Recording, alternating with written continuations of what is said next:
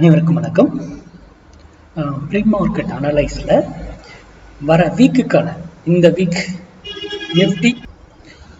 Nifty August 4th வீக்கும் bank Nifty August 3rd வீக்கும் levels நம்ம பார்க்க போகிறோம். இது முழுக்க மேத்தமெட்டிக்கல் அடிப்படையில் இது பொசிஷன் இன்வெஸ்ட்மெண்ட் பேஸ்டு எட்ஜிங்கோட எடுக்கக்கூடியது. இதை வைத்து ஆப்ஷன் பையிங் எல்லாம் பண்ணக்கூடாது. ஆப்ஷன் பையிங்கிறது கான்செப்டே வேற, பொசிஷனுங்கிற கான்செப்ட் வேற. நம்ம ஆல்ரெடி இயர்லி லெவல் டிசம்பர் மந்தே கொடுத்துட்டோம். இயர்லி எங்க போகும் அந்த வருஷத்துல அது அப்படின்னு சொல்லிட்டோம். மந்த்லி லெவல் ஒவ்வொரு மந்த் முடியும் பொழுதும் நான் அந்த மந்த்துக்கான லெவல்ஸ் அப்டேட் பண்ணிடுறேன். வீக்லி லெவல் வீக்லி முடியும் போது அப்டேட் பண்றேன். கரெக்டுங்களா? நம்ம கொடுக்கறதெல்லாம் எப்போ ஒரு மாசத்துக்கோ ஒரு வருஷத்துக்கோ ஒரு வாரத்துக்கு முன்னாடியே லெவல்ஸ் கொடுத்துட்றோம். ஆனா அந்த லெவல்ல தான் அந்த வாரமோ அந்த மந்தோ அந்த இயரோ நடக்குது. அந்த இயர் எல்லாம் அவ்வளோ அருமையான பியூட்டி. கரெக்டுங்களா? அப்போ இந்த லெவல்ல வைத்து ஆப்ஷன் பையிங் பண்ண என்ன ஆகும்? அந்த வருஷத்துக்கு அந்த லெவல் அங்க இருக்கு அப்படின்னா அது எப்போ போய் ரீச் ஆகும். அதை வச்சு ஆப்ஷன் பையிங் பண்ணா இருக்கிற பிரீமியம் எல்லாம் எரேஸ் ஆயிடும். அப்போ இதை வைத்து ஆப்ஷன் பையிங் பண்ணக்கூடாது.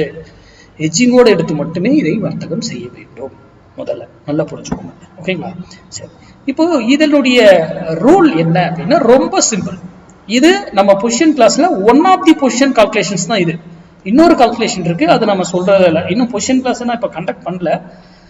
அதுவும் இல்லாம இந்த கிளாஸ் ஆப்ஷன் கிளாஸ் கேட்டு இருந்தீங்க. ஆப்ஷன் கிளாஸ் நான் கூடிய விரைவில் அனௌன்ஸ் பண்றேன். கண்டிப்பா நான் அனௌன்ஸ் பண்றேன் கூடிய விரைவில். அதுக்காக சின்னதா ஒரு வீடியோவை போடுறேன். ஓகேங்களா?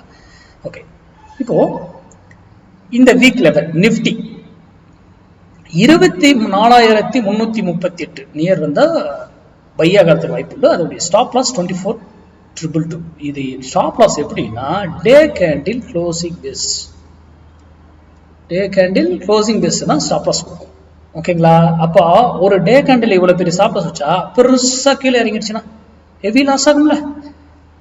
ஓகே, அதனால எட்ஜிங்கோட எடுக்கணும். சரி, இப்போ இங்க இருந்து பை பண்ணிட்டீங்க. இதோடைய மினிமம் டார்கெட் என்ன அப்படின்னா மினிமம் 100 பாயிண்ட்ஸ் உறுதியா கிடைக்கும். மினிமம் 100 பாயிண்ட்ஸ் கிடைக்கும். அப்போ 100 பாயிண்ட்ஸ் ஸ்டாப் லாஸ் 1:1 ரேஷியோ. எப்படி சார் 100 பாயிண்ட் 100? அப்போ எட்ஜிங்கோட எடுக்கும் பொழுது உங்களுடைய பிரீமியம் இந்த 100 பாயிண்ட் ப்ராஃபிட் எடுக்கிறீங்கன்னா அப்போ எட்ஜிங் எவ்வளவு ரூபாயில் எடுத்தா கரெக்டா இருக்கும் அப்படின்னு நீங்க தான் முடிவு பண்ணிக்கணும். ஓகேங்களா? எட்ஜிங்ல பல விதங்கள் இருக்கு. அதெல்லாம் நீங்க தான் நிறைய யூடியூப்லயே நம்ம தமிழ் இதுலயே போட்டிருக்காங்கல்ல, அதெல்லாம் போய் படித்து. சரி, அதே இங்க இருக்கு மார்க்கெட்டு. இங்க போனா sell 24,778 862 stop loss day candle closing list. அப்போ இங்க இருந்து வந்தா 100 பாயிண்ட் மினிமம். நான் சொல்றது 100 பாயிண்ட்டுங்க. மேக்சிமம் அது ட்ரெண்டை பிடிச்சி ட்ரெண்டே போகும். அதெல்லாம் நிறைய இது இருக்கு பார்க்கணும் நீங்க. ஓகேங்களா? அது ட்ரெண்டை பிடிச்சி ட்ரெண்டாவே போகுதா என்னங்கிறதுக்கு வீக்லி லெவலும் மந்த்லி லெவலும் சேமா மேட்ச் ஆகும் பொழுதெல்லாம் என்ன நடக்குது நல்லா கவனிங்க. அப்படியே ரேலி உண்டாகும் மார்க்கெட்ல. ஓகேங்களா? செல்லோ பையோ. நம்ம ட்ரேடர், நம்ம இன்வெஸ்டர் கிடையாது. நல்லா புரிஞ்சுக்கணும். நம்ம ட்ரேடர், இன்வெஸ்டர் கிடையாது. இன்வெஸ்டருக்கு அது வேற கான்செப்ட். அது டோட்டலி நம்ம ட்ரேடர். நமக்கு மார்க்கெட் இறங்கினா என்ன, ஏறினா நமக்கு என்ன? நம்ம வர்த்தகம் தான் பண்ண போறோம். முதலீடு பண்றவங்களுக்கு தான் இறங்கினா கொஞ்சம் கஷ்டமா இருக்கும். கரெக்டுங்களா? ட்ரேடர் அப்படி நினைக்க கூடாது. சரி, பேங்க் நிஃப்டி இங்க இருக்கு மார்க்கெட்டு. இங்க 51,138 போனா செல் ட்ரிகர் ஆகிறதுக்கான வாய்ப்புகள் உண்டு. நியர் இங்க இருந்து கீழே 49,962 வந்தா பை ட்ரிகர் ஆகிறதுக்கான வாய்ப்புகள் உண்டு.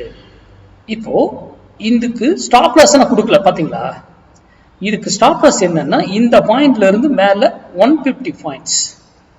இது இந்த பாயிண்ட்ல இருந்து கீழே 150 பாயிண்ட்ஸ் ஸ்டாப் லாஸ். இதனுடைய டார்கெட் என்னன்னா first target minimum target 250 points 250 புள்ளிகள் டார்கெட். மினிமம் டார்கெட் நான் சொல்றது. மேக்சிமம் அதை ட்ரெண்டை பிடிச்சதுன்னா ட்ரெண்டு அது பாட்டுக்கு டைரக்ஷன் நோக்கி போய்கிட்டு இருக்கும். அப்போ இது அனைத்தும் எட்ஜிங் இல்லாம வர்த்தகம் செய்யக்கூடாது.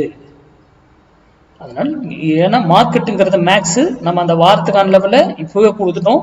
அப்போ எப்படி இருக்குன்னு நீங்க ஒவ்வொரு வாரமும் பார்த்திருக்கீங்க, மாதம் பார்த்திருக்கீங்க, இயர் பார்த்திருக்கீங்க. அப்ப என்ன நடக்குது இது அப்படின்றத அனலைஸ் பண்ணி நீங்க உங்களுடைய அனலைஸ் இது கூட மேட்ச் ஆனா இதை பயன்படுத்திங்க, இல்லையா தவிர்த்துடுங்க. நன்றி, வணக்கம், வாழ்க வளமுடன்.